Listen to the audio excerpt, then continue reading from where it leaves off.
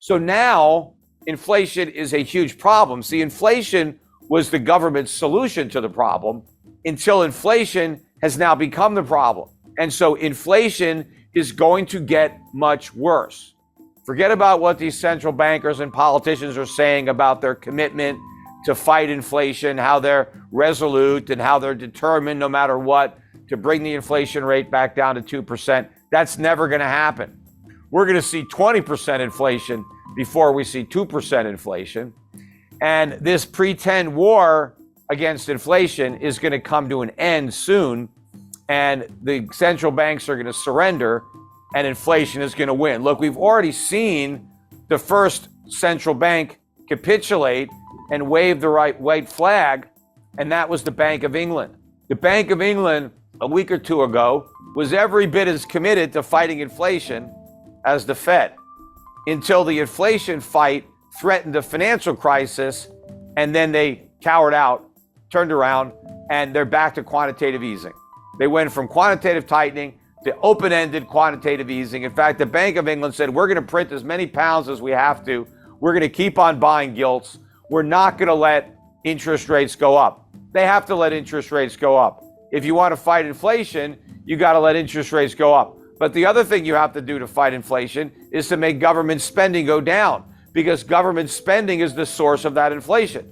Governments are running deficits, and the central banks are monetizing those deficits by creating inflation. Governments are actually funding themselves through inflation. When you have a budget deficit, you're not getting government for free. Every nickel that the government spends has to be paid for by the citizens. And if they don't pay for it with a tax, then how are they paying for it? Through inflation. So when prices go up, that's the tax that you're paying for all these government programs. And so if the government wants to get rid of inflation, well, then it has to get rid of those programs, or it has to raise taxes to finance those programs. And that's not happening. That's not happening anywhere. Nowhere in the world, despite all these governments that claim they want to fight inflation, no government is actually doing it.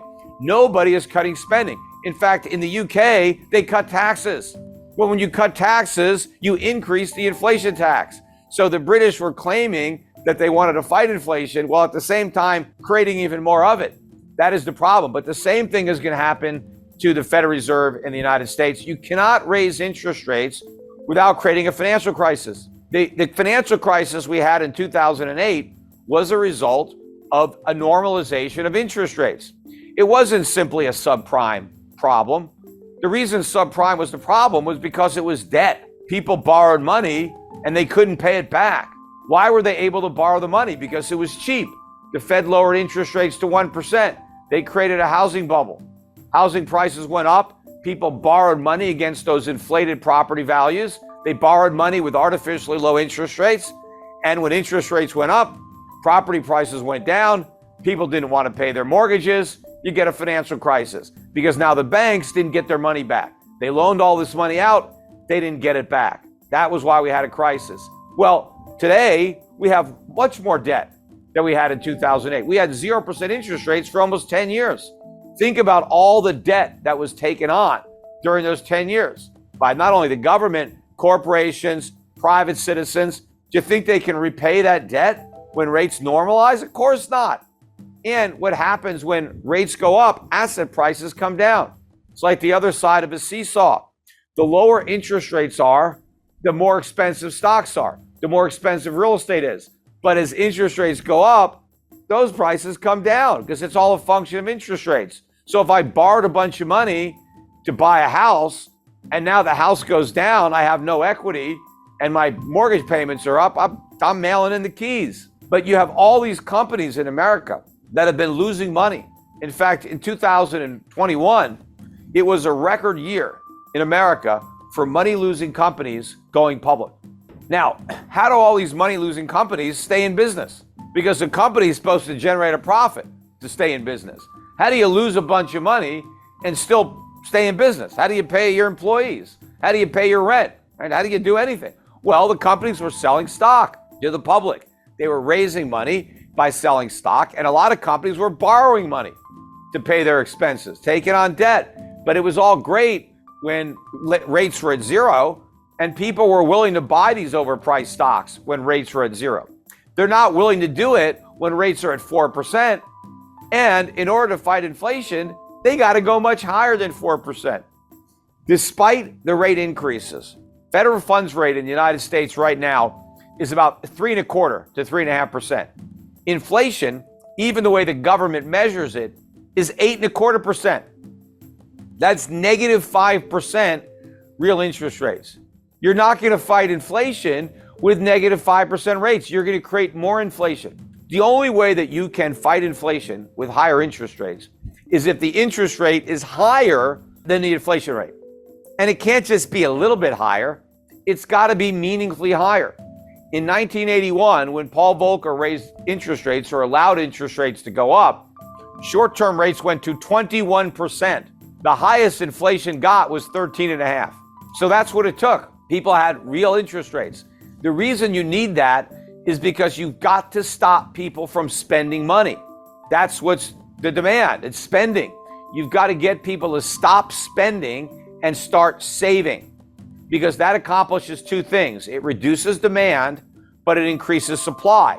How does it increase supply? Well, when you spend money, when you save money and you don't spend it, that money can finance capital investment that will lead to more production of goods.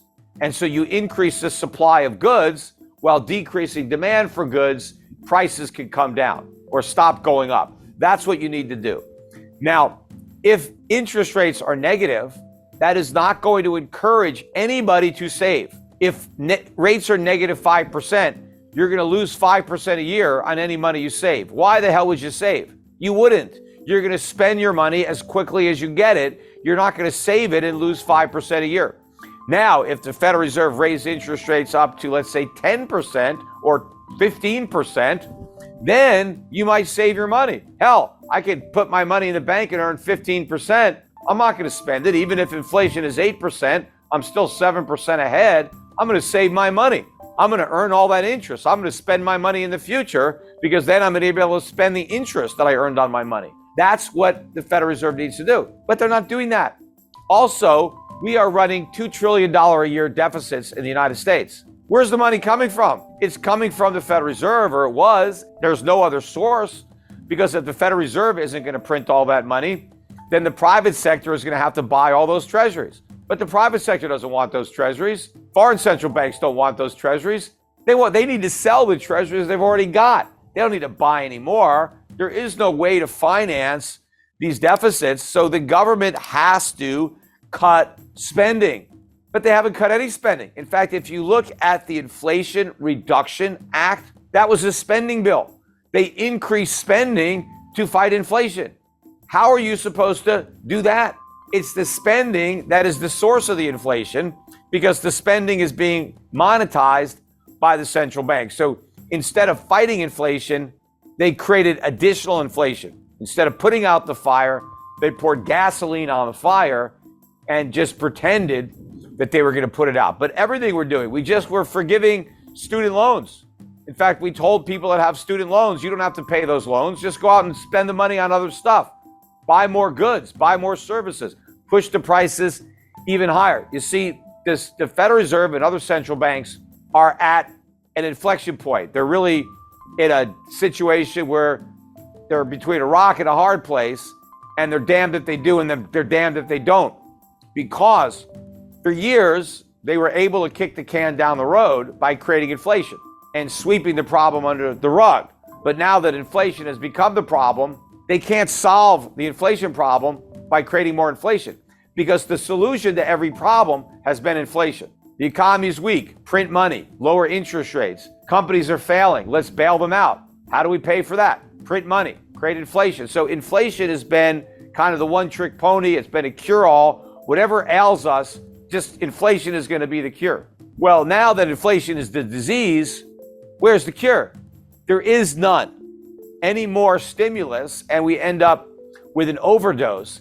And that is where we are right now. And what's keeping everything going, the reason that we haven't already seen a collapse in the bond market or a collapse in the value of the US dollar, the reason we've had a rally in the dollar is because the world is still has faith in the Federal Reserve. The world still believes that the Federal Reserve is serious about bringing inflation back down to 2% and that it has the ability to bring inflation back down, but it doesn't. Remember, it was the Federal Reserve back in 2008 or 2007 that said not to worry about the subprime market. It was contained. Of course, we saw how contained that was. But even before the subprime problems, they told us there were no problems. They said there wasn't a real estate bubble. And they said even if the real estate prices went down, it wouldn't hurt the economy because it was so strong. So the Fed has a very bad track record. And more recently, with respect to inflation, first the Federal Reserve said we didn't have enough inflation. Then when inflation got to 2%, they said, oh, well, we need to have it a little bit higher than 2% to make up for all the years that it was a little bit below 2%. And then when it got much higher than 2%, they said, don't worry about it, it's transitory. It's all going to go away on its own. And they said that for a year as inflation got worse and worse and worse until they finally admitted that it wasn't transitory. And so now they're claiming that they're going to solve the problem. But that's another lie. It's just like the transitory lie. They knew inflation wasn't transitory, so why didn't they admit it? Because they couldn't fight it. Because they knew that fighting inflation would crash the house of cards that was built on a foundation of inflation. Everything the Federal Reserve has done has been to artificially prop up an overly leveraged economy. Well, the minute they try to fight inflation, they knock out those props and everything comes collapsing down. That's why they pretended it was transitory, because they didn't have the guts to do something about it. It was only when the problem became such a big political, hot potato, and everybody was worried about inflation, that the Federal Reserve finally said, okay, we're going to do something about reining in inflation, but they don't have the ability to actually live up to those commitments. Now they can pretend and they can hope that inflation just goes back down to 2% all by itself, because they're talking about how committed they are to bringing it down, but they can't do it without creating a financial crisis. In fact, the rate hikes that they've already delivered, even if there's nothing else behind it, will create a financial crisis. It's just a question of how much time. See, it already happened in the UK, or would have happened, and we're very close to that point now.